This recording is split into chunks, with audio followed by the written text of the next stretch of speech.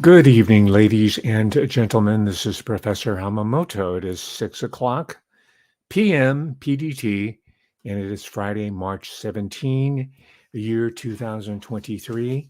I'm so glad that you're with me here in the live stream. And for those of you who are on the East Coast, it's already 9 o'clock, so I understand if you're unable to watch, but I hope you will watch this highly informative and hopefully entertaining talk in its entirety. I might run over 60 minutes. I have extensive notes on this most recent book. Apparently, she's done at least a couple of other autobiographies, which I missed, but this is the one that just came out. Thanks to the patron supporters, I was able to purchase this book, Advanced Order, from the retailer that ate the world. It's titled Paris, the Memoir, not a memoir, but the memoir. Don't tune out.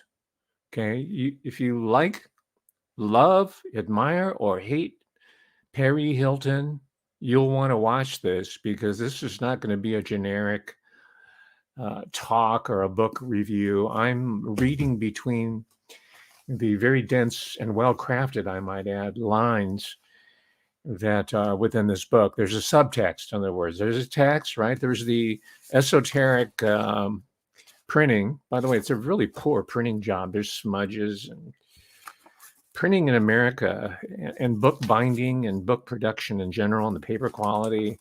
It's just really gone downhill. All you have to do is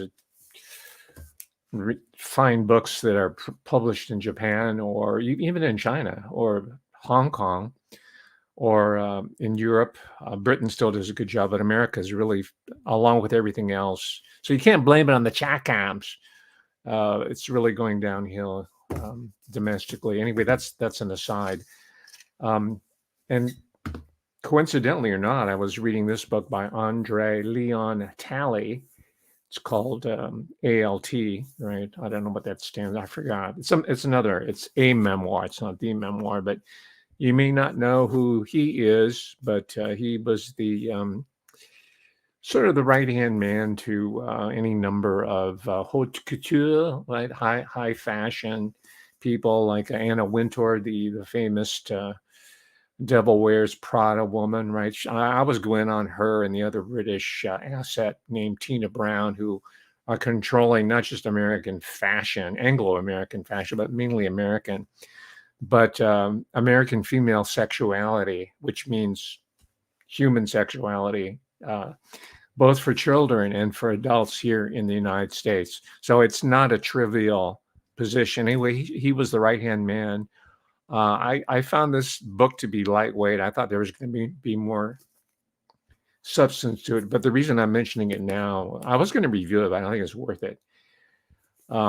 But the reason I'm mentioning it now is it's a good companion to the book by Paris because it gives you all the details and the smut, S-M-U-T. That doesn't mean nasty. Smut just means dirt, dirtiness, schmutz, about certain figures from Deanna Vreeland, who he worshipped, and other individuals. But you're not going to really get, at least I haven't been able to find anything really substantive about that exclusive world where the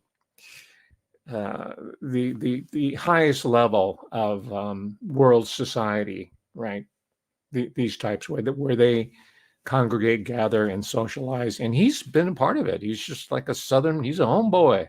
He's from the South, raised primarily by the household of women's, very strong Black women's from the South. You can't get any better than that, right? But anyway, you might want to check that out. But we're going to spend the bulk of the time here on this particular book. We all know who she is, for better or worse, right? And why do I call her? I put in the title of this term repurposed.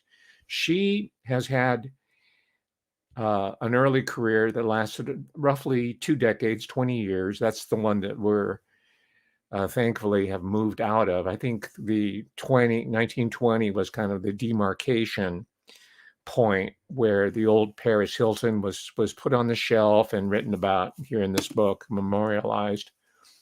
and she's repurposed herself, or not she. When I say she, she's got a whole team of people: lawyers, handlers, agents, bookers, PAs, meaning personal assistants, the whole retinue, the hangers on, all these people, tutors. I'm sure she got a crash course in DJing. She had a short-lived DJing career, as you might know. And this might surprise you. And I'm claiming that she has a whole team of social and behavioral scientists behind that phenomenon called Paris Hilton, right? Because it is a synthetic, I guess you'd call her, an imprinter. She calls herself an influencer. In the book, the first phase of her career is influencer by her own description. The second phase is advocate, right? Advocate of what? Of women in general. See, all the trivial, all the fashion and all the partying and all the hanging out is good for women. Now it's a sign of empowerment, right? Because she made a bundle of money from her fragrances, her wardrobe, her designer labels and ancillary projects, and just for showing up at parties early on before she really broke it big. And we're going to get into that moment. It seems like a setup to me, how she got over, right? But even prior to that, she figured out, hey, she can monetize going to parties. Why she says, the party's about me. It's not about me going to the party, So she figured out, hey, I can get paid doing this.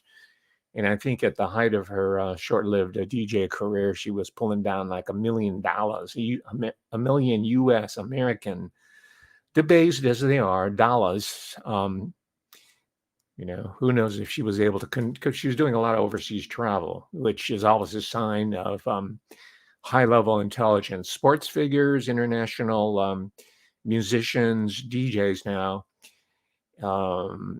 salesmen, reporters, journalists, people at the high-level academia who travel internationally.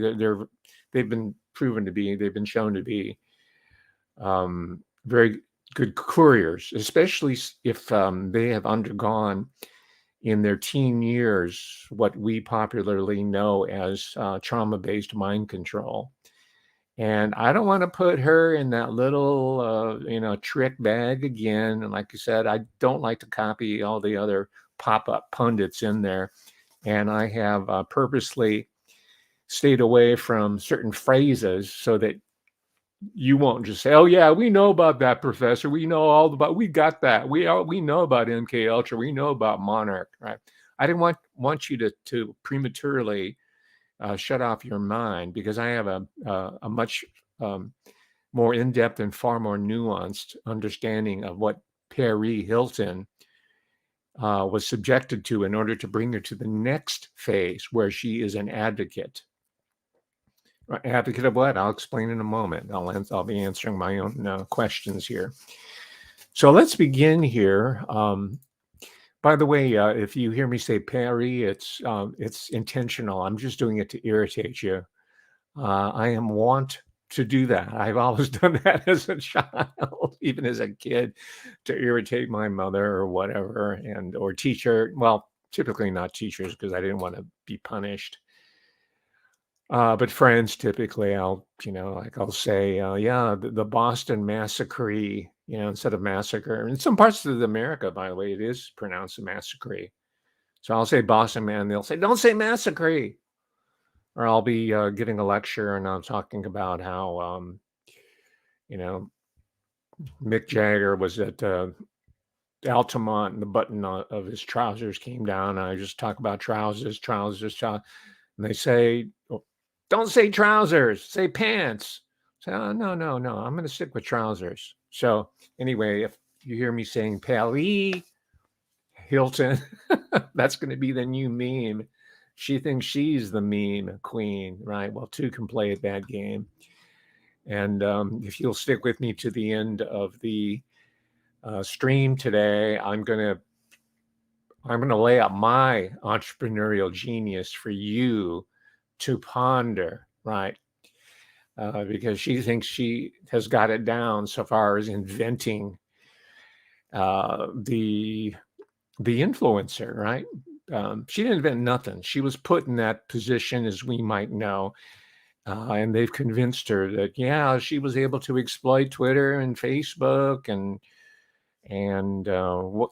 so-called social media, all this, just when it was busting out, right? And she was right at that demographic where they meaning the public, especially the younger public, because people like me weren't as interested in it, right? So they needed a face for this new Silicon Valley revolution, this cultural revolution, in the guise of butt Facebook or whatever it is, that they're hawking down there in Silicon Valley. So she was going to be the face. In fact, Facebook approached her before it really blew up with a deal to become sort of the face of Facebook, and her manager turned it down. I guess he just really didn't grasp the whole vision of the Winklevoss brothers and social media and Mark Zuckerberg.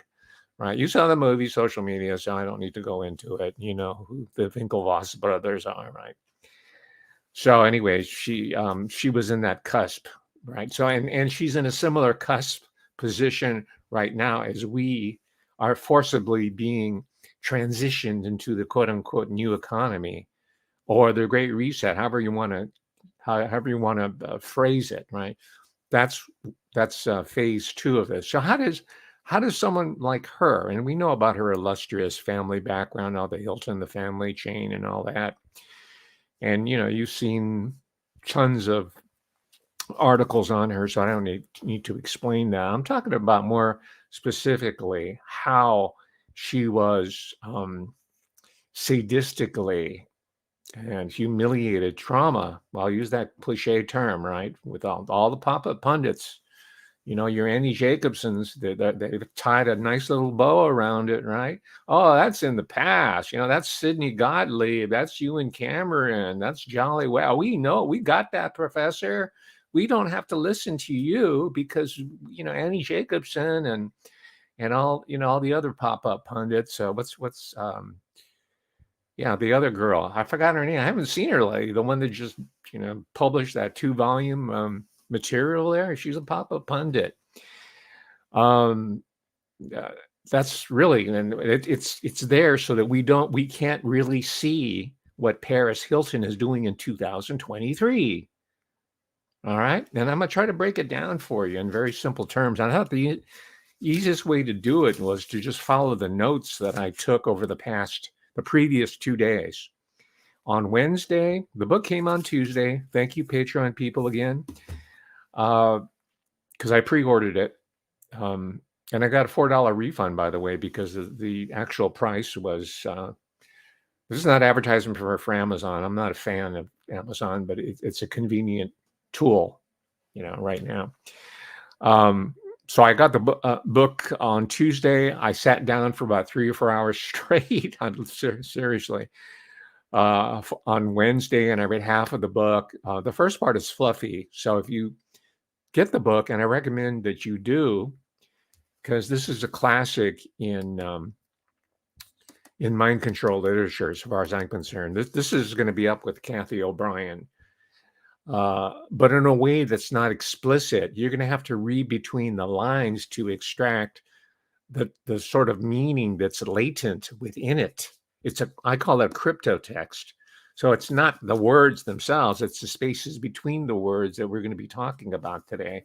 So by all means, get the book, and you can get an autographed copy for $25, I can see. I don't know if it's a machine autograph or what, and I don't know if you're a collector. I just have a plain generic copy. I'm happy with it. But I'm not doing this to turn you off to buying the book. I think every American who's lived past the back in 2003 or is it 2001? We'll get to it in a moment. With the debut of The Simple Life, any American who was around at that time and lived through the past 20 years needs to see how they were played by this one of her alters, whatever characters. We know her as Paris Hilton, right? And how we're going to be replayed from a repurposed Paris Hilton going into the post post fungible economy. She calls it fungible, right? In other words, cryptocurrency. She's into the metaverse. She drops that term in this book a few times judiciously. She doesn't want to really seem to be promoting all this, but this is where she's leading us, right? She is a Judas goat. She is the media whore of Babylon / Judas goat, right? Mystery Babylon, Babylon is fallen. By the way, I mentioned that because in her book, she has a zero interest in the spirit world and matters of God, right? Of spirituality. I hate to use that term because it just tossed around. There's just no indication of that, right? And I can't help but think that that's a curse, right? That is her curse. And I think it's not completely Paris Hilton #1's fault. I think it's Paris Hilton alter #2 who has had that programmed out of her through her teenage 17 months of ritual, humiliating, trauma-based mind control programming, which I'll talk about more specifically in a moment. So anyway, I'm jumping around here. So let me just go programmatically here, and we'll get to the sadistic and the cruel and unusual punishment that was inflicted upon her. She apparently, I think she dedicates these, if I remember this book, to her parents, and she talks about how she loves them over and over again. But I think they betrayed her. And maybe they did it out of love. I don't know. That's for someone else to determine. But she made every effort that she could, including trying to escape from these institutions multiple times. And each time the parents called the cops or the authorities to pick her up and throw her back in there until she was 18 years old and can check herself out. So I think they might have been complicit there. I don't know, but we'll leave that for you and for the public to figure out. They're a nice couple. How do I know that? I don't know them personally, but the reason why I was interested in reading this book, for one thing, I knew that the whole Paris Hilton deal was a fabrication for the past 20 years. I knew she was a lot smarter, brighter, and intelligent natively than she let on. Right? I didn't fall for that stupid little girly girl voice of hers, and I don't know if that's natural voice or not. Probably not. It's probably like that woman who ran Theranos.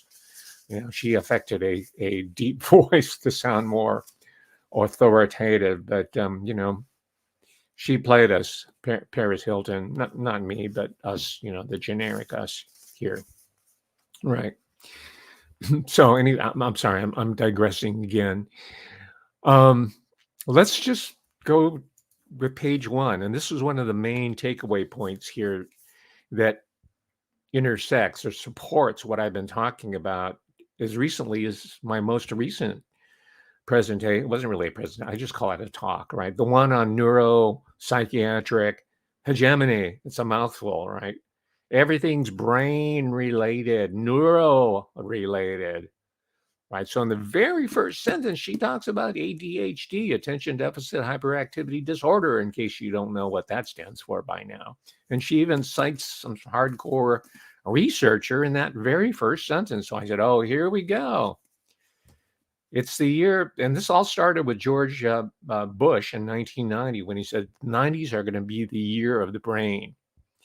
And that's where all the military, not all, tons of the military research dollars were going into figuring out how the brain works, not so that they can make us smarter and or help people with brain injury or brain insults, or people with dementia, Alzheimer's. Well, you know, they'll help a few, but you know what the real reason is, don't you? Yeah. I don't have to spell it out for you. So that was the year of the brain. And part of the rhetoric that we use today, our way of our model, our conceptual grid, right, that we you know, through which we explain our personal problems and social problems, is now done through the rhetoric of neurology, of neuroscience. And only a generation ago, right? You probably remember this. Everybody was talking about their individual problems and social, economic, political problems in terms of pop Freudianism. It was therapeutic, right? And there had been tons of serious academic literature and pop literature saying, you know, we're tired of all this therapy stuff, right? Philip Reef was writing back, I think, the 60s, a book called The Triumph of the Therapeutic, right? It became a joke, right? Yeah, anybody got an antidepressant? Yes, everybody's got one. And there was some scene from Hairspray or something, I can't remember. And they used to make fun of all these German and Austrian psychiatrists who immigrated as part of Paperclip in the late 40s and 50s. They used to make fun of them on the Sid Caesar show in comedy, you know, with their German accent. They were all Jews, by the way, but they were Paperclip, and that's the part of the Jewish Paperclip that no one wants to talk about. Everyone wants to talk about sexy Nazis, but they don't want to talk about the Jewish component and Austrian, German, Jewish, and Czechoslovakian, Central European cohort that came in and provided the foundations of what we're going through right now, including the chemistry, right? The bioscience and the pharmaceuticals, right? And, the family, the Sackler family, the ones behind Purdue Pharma who had to cough up a little tiny smidgen of their gigantic profits from their opioids, over the counter, prescription opioids. There were three Sackler brothers. They're all MDs, right? And due to anti-Semitism, they weren't able to get into it. And it's probably true. It's just like there's anti-Asianism right now, where they're preventing Asian Americans from getting into a medical school and to the elite educations. And ironically, it's Jewish university presidents, like at Brown or at Yale or at Harvard, who say, yeah, not realizing that, their parents were excluded on the same basis. Anyway, that was the reason why supposedly the Sackler brothers, 2 out of 3 of them, had to go study in Germany, which was the perfect place to be, to learn about this new revolution in neuroscience. And this is back in the 20s, right? This is before the rise of Hitler, of course. And then it became part of this Empire of Pain, which is a great title that the book was written by. I gave a talk on it. So anyway, I mentioned this because I've been on this track for quite a while, not just in terms of the YouTube presentations, but I was resisting this at my former place of employment, which was the University of California, Davis. And I saw a whole generation of young people like Paris Hilton who are being inducted into this neuropsychiatric grid. And all the vibrant young people, particularly women. This is a gender issue. Women are targeted all the way. And this I sympathize with Paris Hilton in this book here, right? They're targeted. I saw, because I'm teaching for 40 years. So I have a frame of reference here. And I just saw the lights go out. One by one, they all went dark because they were all on meds. They were all on so-called antidepressants. And I had a couple scumbags who transferred into my department, Asian American Studies, so that he can bring vital, vibrant, intellectually curious and alive, burning with ambition and curiosity. Their charge on the part of the National Institute of Mental Health. Remember that movie, Nim, with the little mice and all that? These little rats came into my house, my department, and they were going to pimp out my students and put them into that system. And I said, no. And I had to do all the research, and I had to bring it to the administration. I had to go public with it. And those 2 scum rats are gone. They left before I did. So don't tell me that this type of research has no consequences. It does. It always has consequence, and it gets results. But you got to do the homework, and I did it. All right, I'm just giving you an example of why I do this. It's not just for your entertainment. It's not just for my self-gratification, so I can brag about, my accomplishments in doing this, or, I've this, that, and the other. No, we are being bombarded by this complex here. And Paris Hilton, part of her charge, part of her assignment is to normalize it, right? Just like I gave a talk on Dr. Hans Asperger. He was Austrian, right? You've heard about Asperger's, right? Now we're just on the spectrum. Before it was aberrant. It was unusual. It was a rarity, just like once upon a time, cancer was a rarity, right? But now we're on the spectrum. Now we're just neurologically, neurodiversity. That's the new term. First there was ethnic diversity, then gender. Now there's neurodiversity because the decade of the brain has kicked in and we have a new generation of people who are having problems. I'm not making fun. I'm not mocking them. I happen to think the process is reversible, right? We don't have time to go into it now. I don't think it's anything in nature or in life is irreversible, right? But first of all, we have to figure out what's been done to us. And so in that sense, Paris Hilton is inadvertently her handlers, which is a whole team of social scientists and behavioral scientists, physiologists, brain science people, neuroscience, so-called, and pharmaceuticals, doctors of pharmacy, are part of this complex. So what you see here, by the way, she doesn't even look like the original Paris Hilton anymore. She's starting to have that artificial anime look that a lot of older celebs, when they start aging out, they start taking on a synthetic appearance, right? You know the look, right? Anyway, that's a sidebar. It's not in the book there, but I saw some pictures of her recently. So the whole ADHD, and I'm not dismissing it. I'm not trying to trivialize it or be harsh towards people who are suffering from it, but I'm just trying to show you that a new model of understanding social and our individual problems and crises is being normalized. We're going to accept it, and she does embrace it. She says, I don't live with ADHD. I'm not afflicted by ADHD. I am ADHD, right? But it's okay, right? Because we're being told that everything's acceptable, right? If you feel and you know in your heart that you are a woman, then that's true.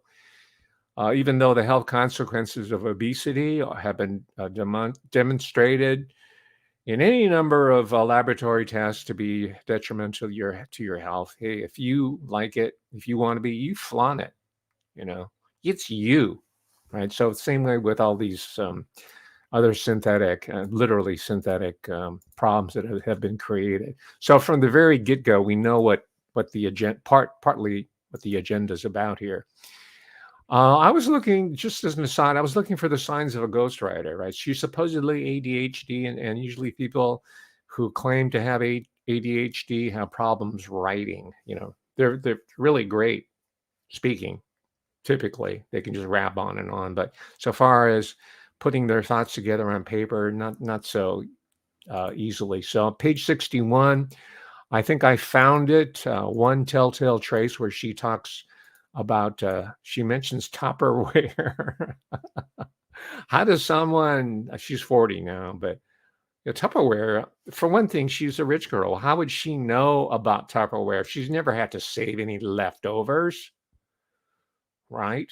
And I'm sure her mother never had a I'm sorry for being sexist, but Tupperware parties used to be something for housewives, quote unquote, to do, right, to supplement their income. But I'm sure her mother didn't have a Tupperware party. It was called direct marketing.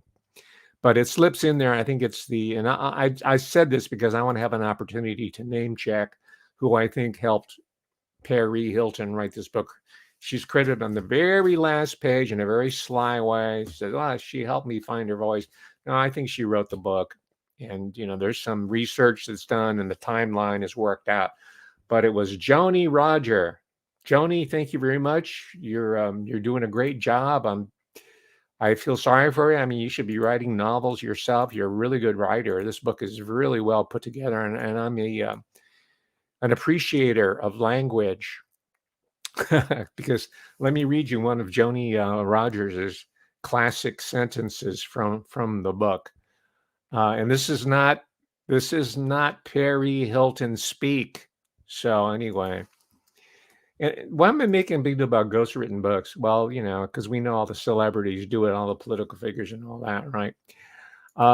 It's because it gives you an insight on the degree of veracity, right? It takes a lot of effort, a lot of will, a lot of study in order to craft a book.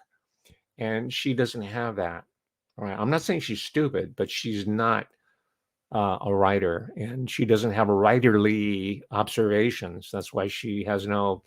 Seems like her spirit is not there. There's a big absence. Maybe dare I say, that she's been cursed because of it.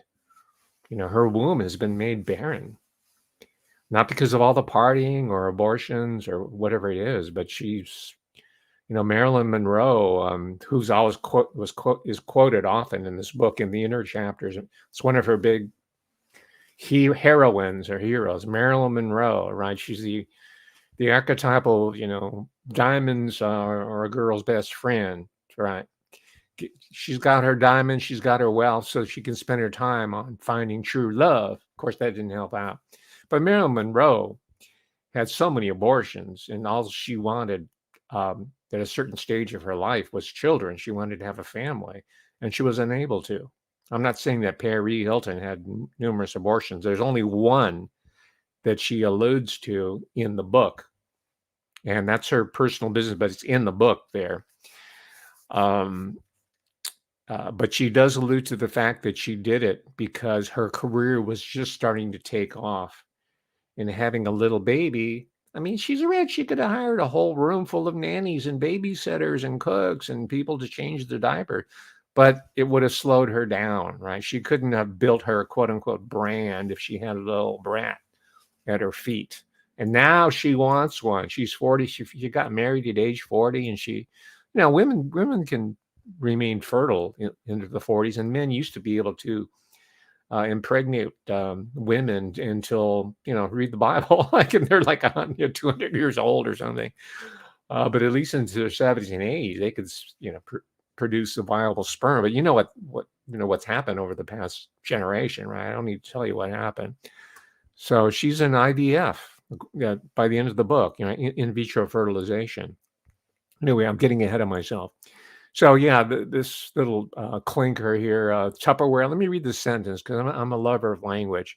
Quoting, it said, she mentions that her mother and father, who I think betrayed Perry Hilton by having her locked up in these schools, not literally, but sending her off to these schools where she was treated like scum, right?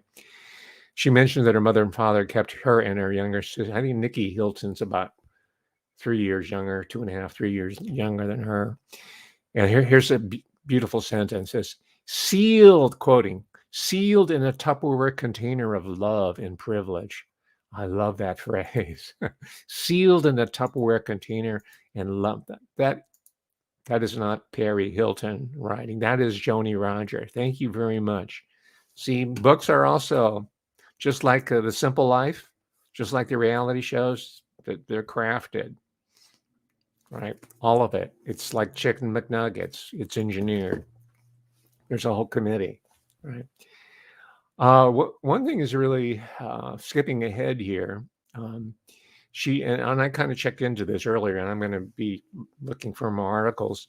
She mentioned that at one of the schools she was with, it's called CEDU, the initials are CEDU. It's one of these troubled teen schools where problem teenagers. She wasn't the best behaved person when she was 14, 15. She'd sneak out of her bedroom at the Waldorf. Yes, her parents had a 2,800 condo in the Waldorf or Astoria in New York. So she'd sneak out and go clubbing, and she's underage, and she'd get busted and returned home. And she was doing that. I mean, her school was not a priority, and she got kicked out of this and this school, so they finally gave up. and they turned her in. But one of the institutions where she was housed, it's called, the initials are CEDU. And she mentioned this, and I looked it up. I wanted to fact check it.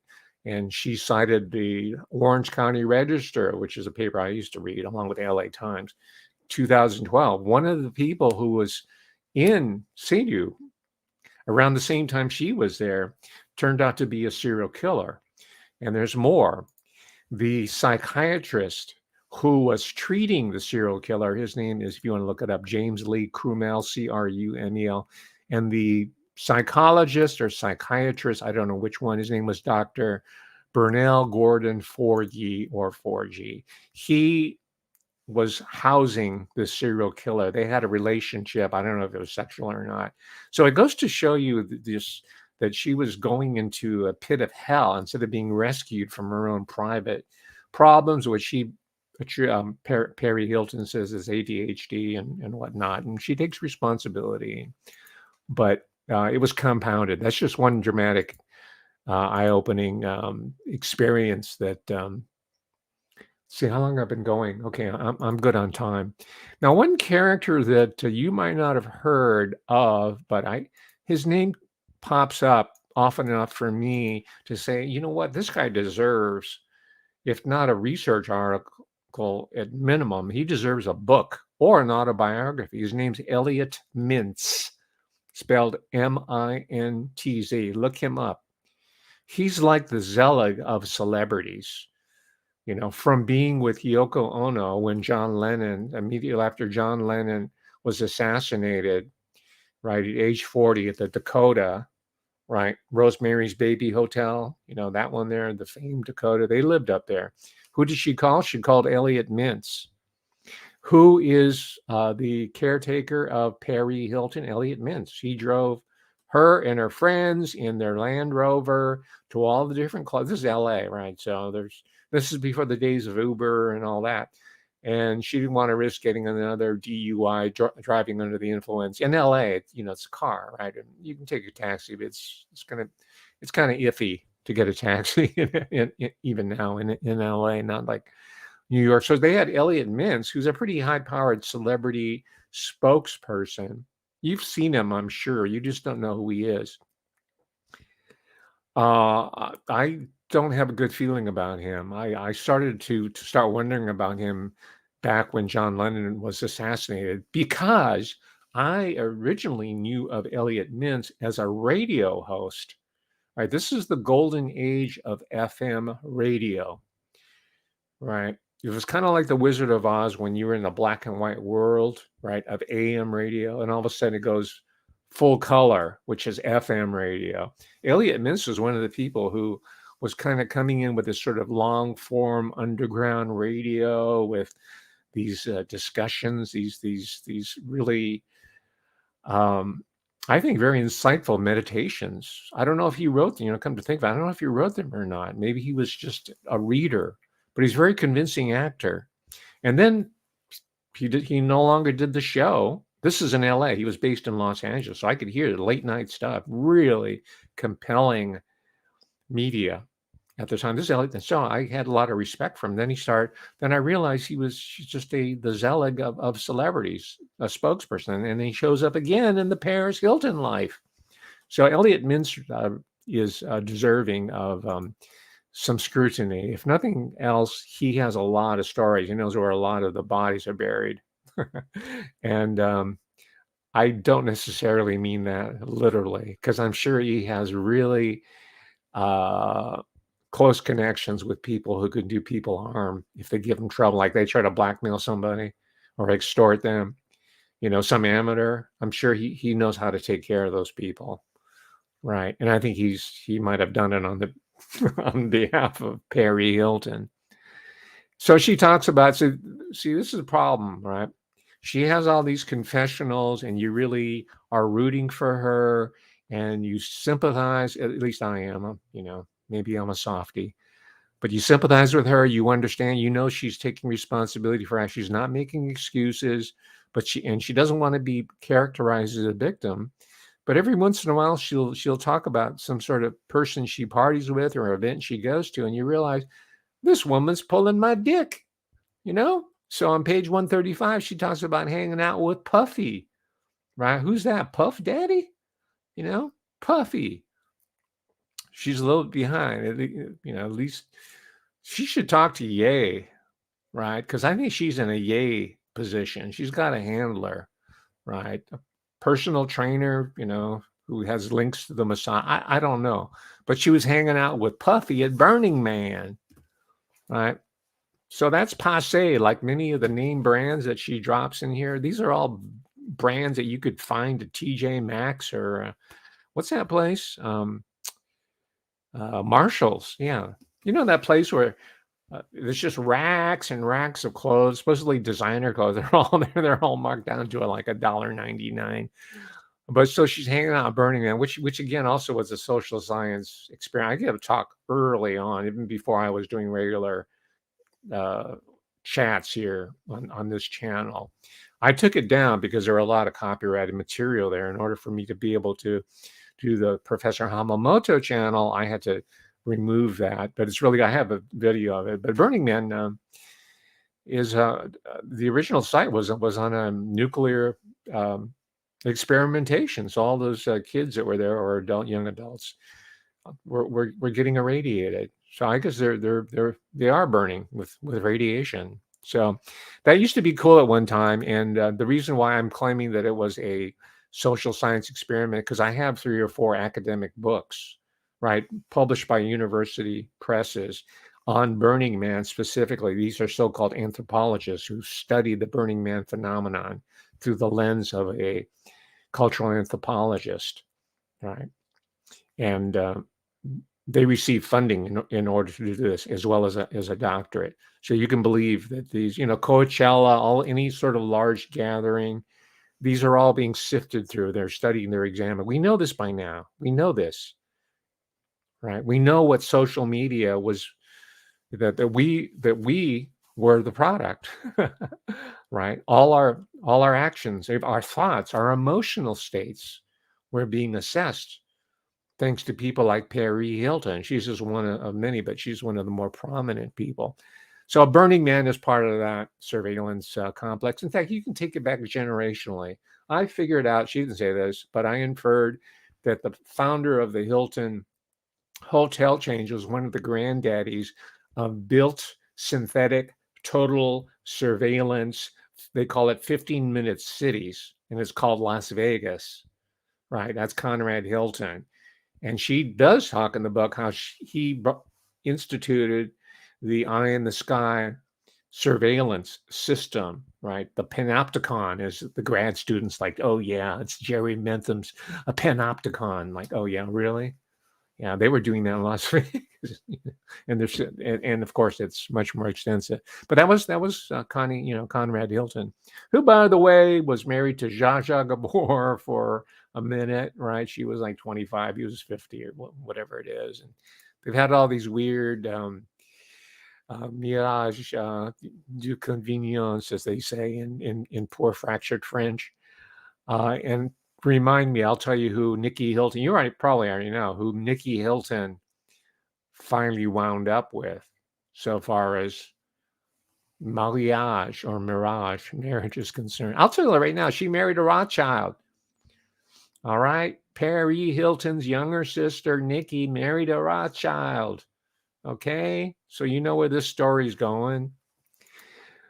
Here's something I want to check out. Page 161. She had a short or small role. She was in cameos in different movies, but she was in a movie or an opera. It's called Repo, the Genetic Opera, which is about some genetic material. The premise is something that we're seeing right now, because we are in the tissue economy. We're in the bioeconomy. No one's really talking about this. There's some social philosophers, mostly in Europe and Italy, who are writing about the tissue economy, the new bioeconomy that's replacing it's bigger than Bitcoin, bigger than crypto, it's bigger than non-fungible tokens. It's the true great reset, right? All the Klaus Schwab stuff is distraction. That's for the repeaters, the pop-up pundits, the mile-a-minute talkers like Ben Shapiro and Stu the Auctioneer Peters, right? All of them who can spit out words at 90 words a minute. They're typing away. That's the optimal amount speed rate that you need in order to bypass any sort of critical thinking or any sort of filters. It just goes right in there, and you just create a climate of repetition and fear. So as I stated before, these people who are supposedly on our side, they be the enemy. Right? We don't, so-called independently minded people who are in indie media, conservatives, which I don't define myself as a conservative or any of those labels, right? They've doubled back on us already, if you haven't figured it out. So if you're still waiting for justice for January 6th, or you want Trump to come back riding on the white horse, or if you think Mr. My Pillow is going to rescue us, you know what? You're suffering from the Paris Hilton syndrome. Yes, I've created a new syndrome. Let's put that in the DSM volume 20. I'm sure they have them all written out years into the future. So let's put that one in, volume number 19. We'll name a syndrome after Paris Hilton. It's called having, your head up your, in spite of all indications that, you should pull your head out and start looking around. So she talks about the lost years, not quite years, 17 months between 1997, just so you can put yourself back then, 1997, 98. Paris was abducted from her own bedroom at the Waldorf, right, out of her parents' condo by these 2 or 3 thugs who come bounding in, and they say, you want to do it the hard way or the easy way? We're going to either take you out or we're going to just handcuff you. And they abduct her and they fly her out to California and put her in the first of a succession of these retreats, these institutions. They have all these different, really, on the brochures, on the literature, they have all these fancy names for them, but they're all part of the complex, which is now known as the troubled teen industry. And that's the main reason why I was interested in this book, because I first heard about it through Paris Hilton in the documentary called This Is Paris. Let's see, I have a note here because I want to give credit to the director. I think she did an incredible job in the film. It's called This Is Paris. And by the way, it was a YouTube original. I haven't seen very many YouTube originals lately, but that was a good one. I wish I had a DVD copy of it. Let's see. Yeah, I didn't. I have a note of it. I think it was. I can't remember the release date, but anyway, this is in the documentary. This is when I first hear about how she's telling the story herself. Paris Hilton was abducted out of her own home, but the book gets into the sordid details, and it covers a more expansive time frame, which I wanted to find out about. So the inner chapters of this book goes into a depth really good. That's why I told you, and you probably were saying this guy's crazy, that this book ranks up there with the Kathy O'Brien book, because it is rich in detail, and I think it's true. The ghostwriter helped her edit it, but I think I'm fairly convinced that she's not embroidering the truth. And I'll let you read the book, because it's, there's too much detail. It's rich with detail that I don't have time to go through here, and I don't want to spoil the fun for you. It's not actually fun. It's kind of painful reading about it. And that's the part where I am sympathetic to Paris Hilton and women in her position who do not have a voice, quote unquote, because they're poor, they're not influencers, they're not Paris Hilton, who are getting brutalized. Now, my main quibble, really my only quibble, is that as bad as these troubled teen institutions are, and I think she went to 4 or 5 of them, I think the biggest troubled teen complex is not these. They're bad enough, right? They're bad enough. I'm not letting them off the hook. But even worse and more insidious and invisible is the troubled teen industry that's at the university. And these are the same people who are distracting us with CRT and GLBTQ and all these other side issues when the tissue economy, the bioeconomy is being imposed on us. These are the ones that are narcotizing the next generation of people, of Americans, right? And they are the therapists. And I'm sorry if you got an MFCC or a PhD in the area, but there are more of those characters at the university than there are tenured professors on a percentage basis, and they're getting stronger and they're more powerful. And before you know it, they will outnumber your tenured professors. Most of these people say that they're not. They're freeway flyers. They have a number of temporary jobs. So I say, when I become Secretary of Education, we're going to get rid of that stratum of the therapists and the counselors, so-called, right, in the university. And one of them took an office in my department, right? She took an office. So I knew that this was the wave of the future, right? It's these administrators. That's where all the growth is. So don't blame the professors.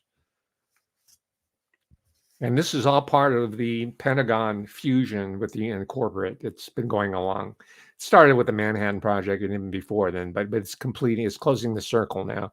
But the neuropsychiatric establishment and the counselor therapeutic establishment has taken over the university, right?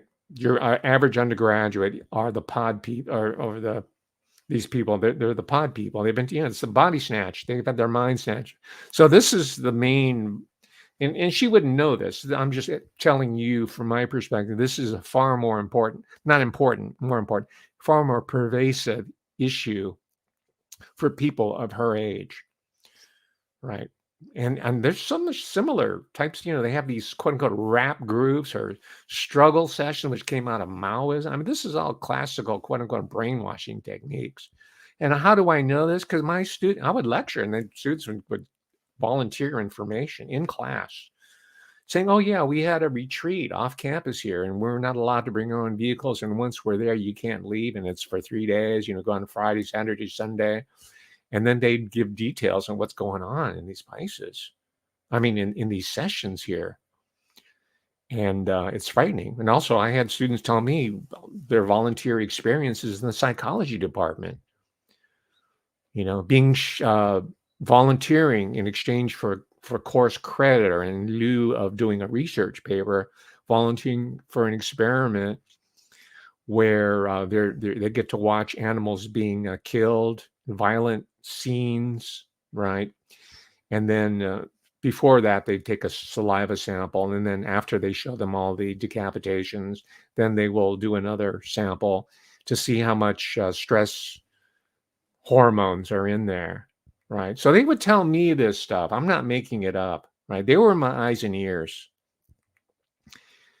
And that's not the function of education. This is not how a healthy society develops. And these people, by the way, they become professionals. Some of them become high level. Some become Supreme Court justices. Right? And we know about the elective office people, but what about the ones that have like a permanent gig where we can't throw them out, right? Like, we can say, yeah, Kamala Harris, she's a product of that.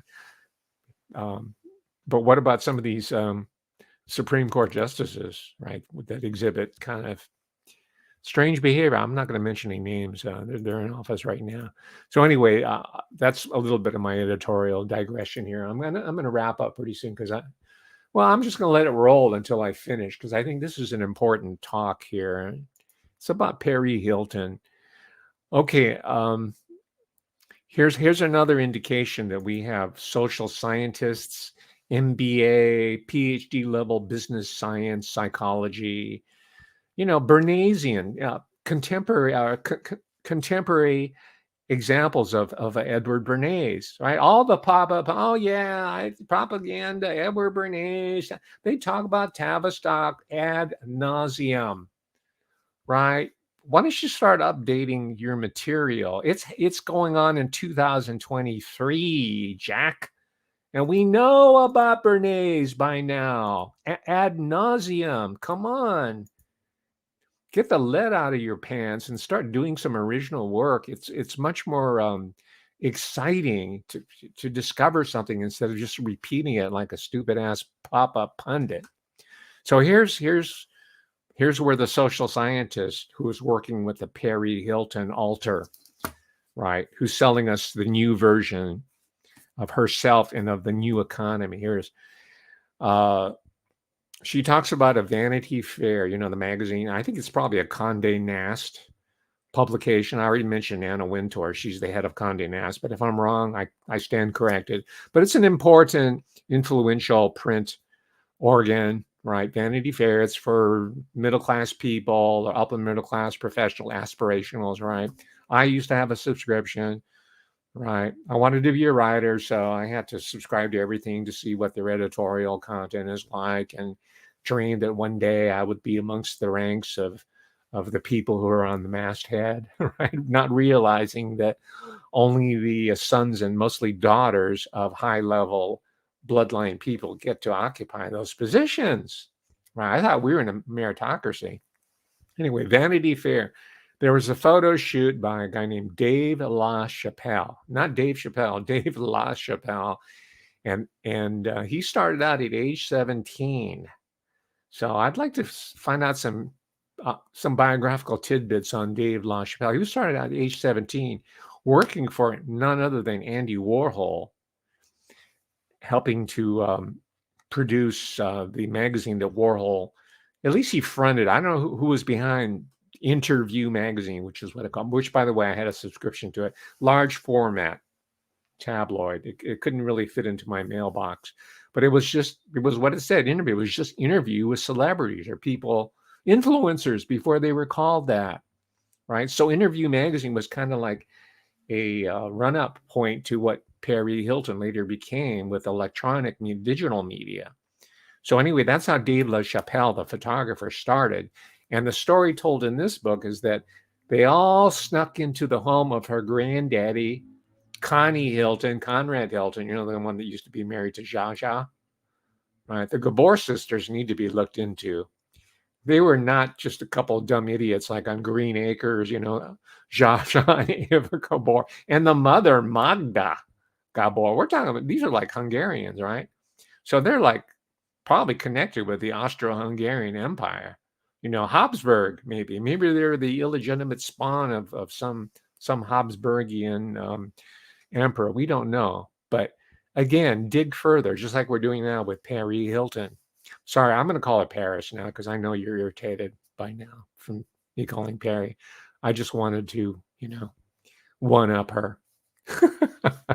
if that's possible. I don't think it is possible. I'm nobody. And I'm glad of it. So anyway, they snuck. Let me finish the story. They snuck into her granddaddy's house, and okay, if someone sneaks in your house, you would know it. And you don't think that Conrad Hilton, he's the head of the Hilton Hotel. You don't think he had private security or alarms? Right? Or guards, or probably bodyguards who were, around the estate. But anyway, the story goes, they went in there and there she takes her famous photograph flipping off the world. And she talks about the consequences. I'm going to read this ghostwritten prose on page 230, just so with you, we can share the sensuality of this language that Joni Rogers helped craft on behalf of Paris Hilton. Paris Hilton. Page 230. Bear with me. It's about a 30-second read here. Just hear this. Feel the prose. Feel it. Those Dave LaChapelle photos are the inflection point where all that history tipped into the future. They opened a floodgate of opportunity for me, lifting my name from the tabloids to A-list fame above and beyond the gossip economy.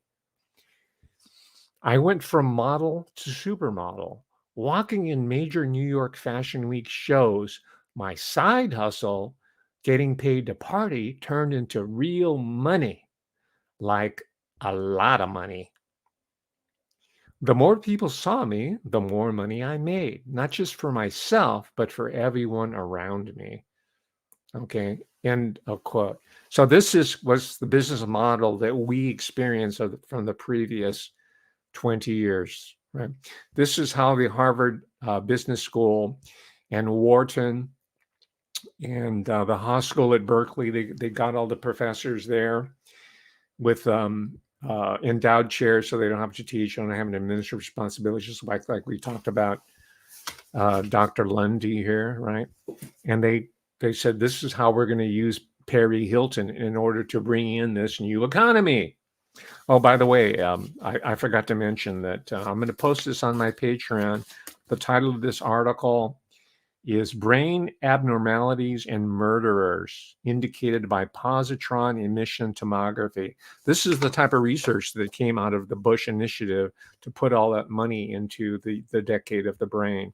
And that eventually made it to this book, The Anatomy of Violence, by Professor Adrian Raine. And he became an academic superstar on the basis of this paper, where he was the primary researcher, the PI, principal investigator, back in 1997. All right.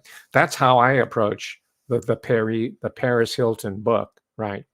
I'm giving you the deep infrastructure, the deep intellectual infrastructure that was laid for someone like her that she's not aware of.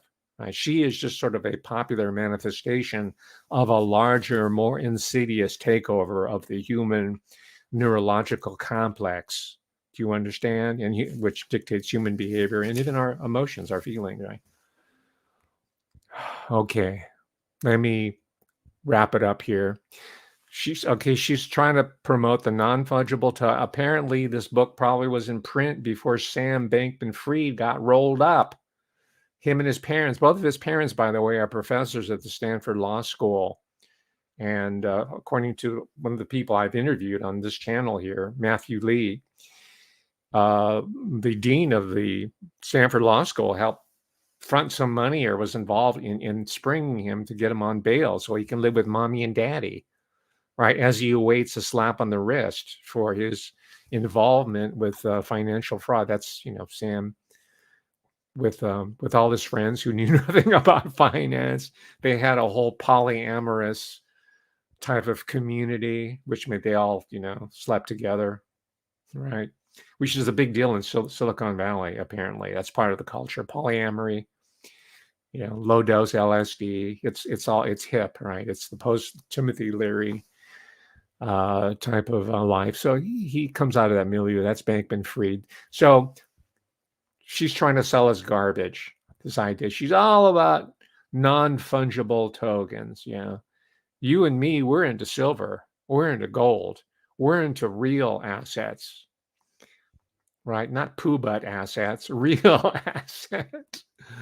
Okay, so let me kind of wrap it up here. I should say that it just shows you that she really doesn't have it together quite yet. She hadn't figured it out. But she was in these homes for 17 months and they had no music, right? They were completely under the cult control over the handlers of these respective, and she was like in 4 or 5 of them. She kept getting moved around.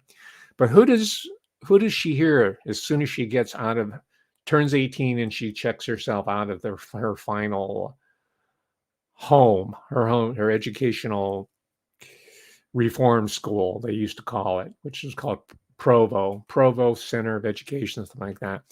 She hears none other than Britney Spears. She hears the song Baby One More Time. And she lauds it, saying, oh, yeah, I'm free. I'm learning. This is in the book. She's learned nothing. All she has to do is Google Britney Spears and check out Britney Spears' problems and her relationship with her handler, which was her own father. Right? This also bears some comparison to Nixium.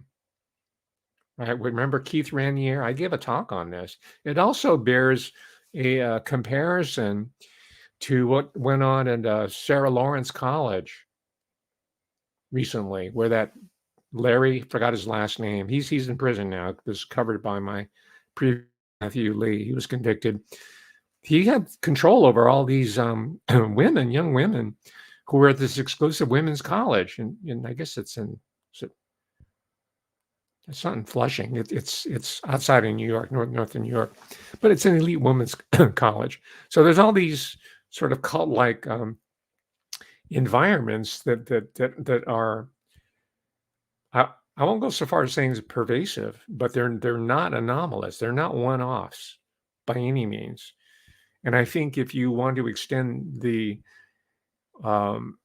critique to the larger society, I think we're all under a form of psychopharmaceutical electronic enchantment and control. But we'll get into that later, perhaps. Okay, so okay, I have to say this. I promise my friend and colleague John O'Loughlin that I would never use the word skank. I don't know if he meant it was on his show or my show or anybody, but I'm not going to use the word skank anymore.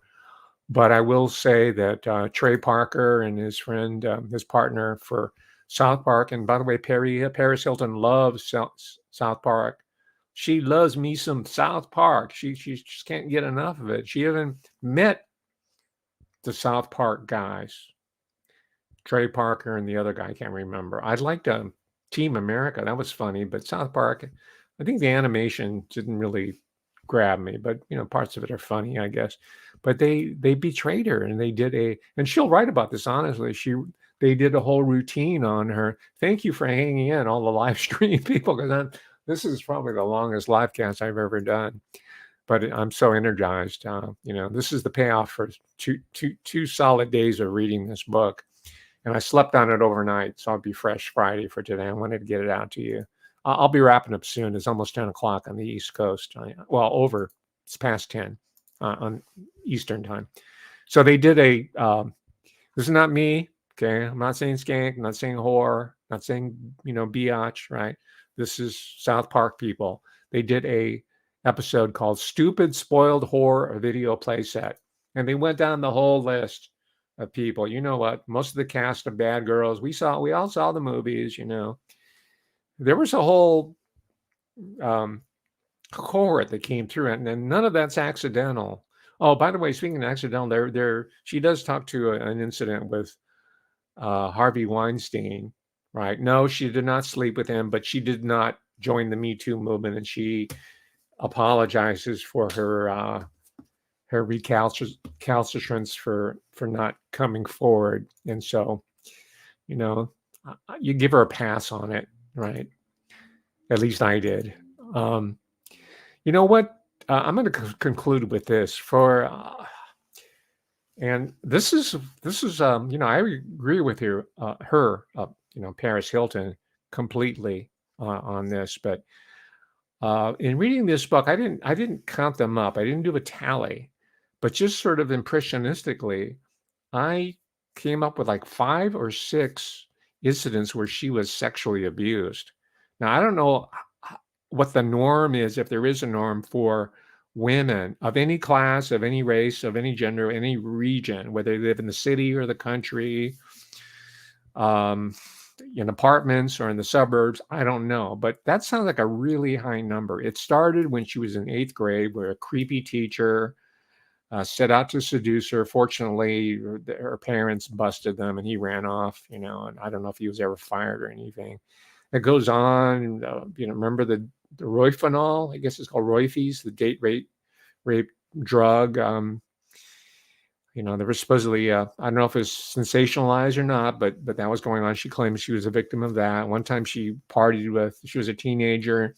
She partied with some guys that she met at the Century City Mall or the Beverly Center, and they were in their late 20s, and they were rocking the Abercrombie and Fish, and they looked so sophisticated. They took her home, and one of them, beat the hell out of Paris Hilton, and she never reported it.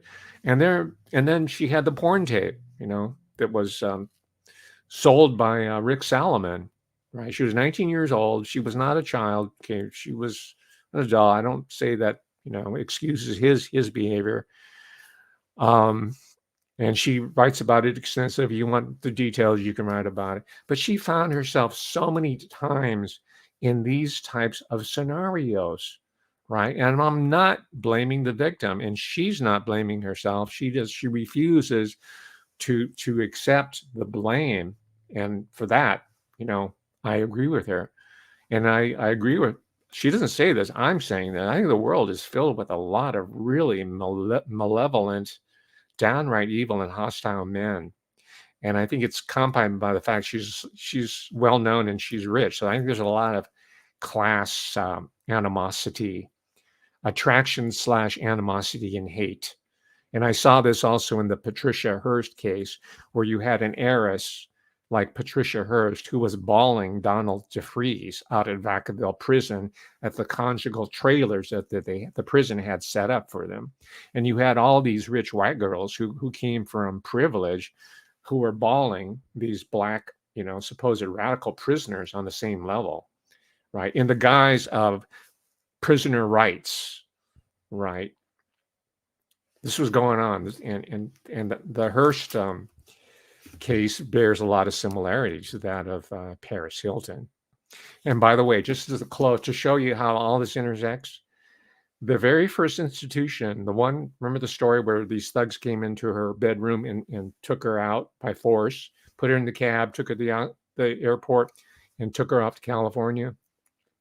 That same institution, CEDU as its initials, was an offshoot of Synanon that was run by Charles Diederich, right? Synanon, check it out. I've been doing research on PKD, Philip K. Dick. He wrote a book based on, he never was in Synanon, but he knew about that particular organization. And it intersects, it's still going on. It intersects with this Paris Hilton experience, and she puts it together. So for that, we can be grateful. I don't think she has a larger framework. She doesn't fully understand it. Very few people do. I'm trying to piece it together myself right now, but I do know definitively where the source is, where all these social scientists, behavioral scientists, pharmaceutical doctors of pharmacy, and poisoners in chief, and mind warping experts come from, hypnotists, SRI type Stanford research. They come from the university, right?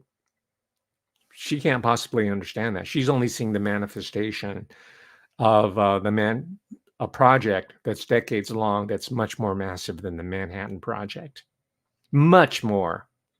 And this is what we've seen over the past 3 years, right? This is the outcome we've seen of decades of that type of mass imprinting and programming. So if you're reading this memoir, and I hope you do, you're also reading about the history of the past 2 decades, the social history, the socio-cultural, cultural forensics, if you will, of the past 2 decades. And you will profit from it, not monetarily, but in terms of arming yourself intellectually upon all these different games and strategies. And we're going to get ahead of it, okay? We're not going to be kept being caught on the back foot. We do have to get on it. We have to start.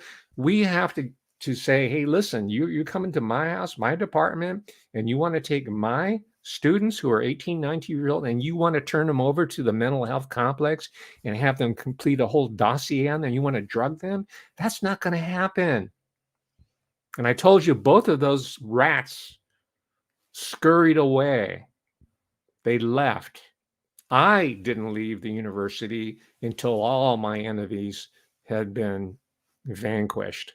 But I can only do it by doing the homework, understanding Synanon, reading Philip K. Dick, realizing that the Symbionese Liberation Army, the Patty Hearst kidnapping, was a CIA/FBI law enforcement psyop, elaborate, and try to bring it up to date to 2023. And also this allows us to look over the horizon to see what's coming after us, right? The biological roots of crime. Yeah. So that's my contribution for today. I'm happy and I'm honored to be able to supply you with these insights. It's really gratifying to me, even if I have to wade through some of the more obnoxious parts of the biography. but I learned a lot more than not. And for that, I congratulate Paris Hilton for doing this. This is one of the more honest autobiographies I've ever read. I've read a lot of them. I'm a biography and autobiography freak. I've read 2 autobiographies by Graham Greene, who's this great novelist, and he doesn't tell you anything, right? But Paris Hilton does, and her team of writers and researchers. Congratulations. I hope this book does really well, because it's a really important contribution to an understanding of the whole neuropsychiatric hegemonic system that we're living in. And Silicon Valley and all the iPhone and but Facebook and YouTube, right? All of it, it's all of a piece. They're all little components within this larger system. And I know I'm on it. We're all supporting it in our own different ways, but only as an adjunct to finding other solutions, right? Maybe I'll start holding all acoustic music concerts in my living room. You bring your banjo, your guitar, your fiddle, and invitation only. We'll just do it like the old days. We'll just play around the camp or whatever, But in the meantime, we're on TubeU. All right. Thank you very much, ladies and gentlemen. I know, let's see, was it? Yeah, I went a long time, but I think this is an important talk here, and I appreciate all the people here in the live stream who I can't cite now because I got to sign off for being with us here. And God willing, I'm going to return sooner than later with another live stream. I appreciate you on short notice joining me today. And please share, subscribe, the whole bit. Join my Patreon with as many people as possible. I'm one of the few people who are doing original, path-breaking, and also timely work. I'm probably the first person to review so extensively this book, right? Not Harvey Levin on TMZ, not even Paris Hilton or these other people, me. But I'm giving it a deep read, and so are you. All right, ladies and gentlemen, have a good weekend. I will keep you in my prayers and my thoughts. All right. Thank you very much. Bye.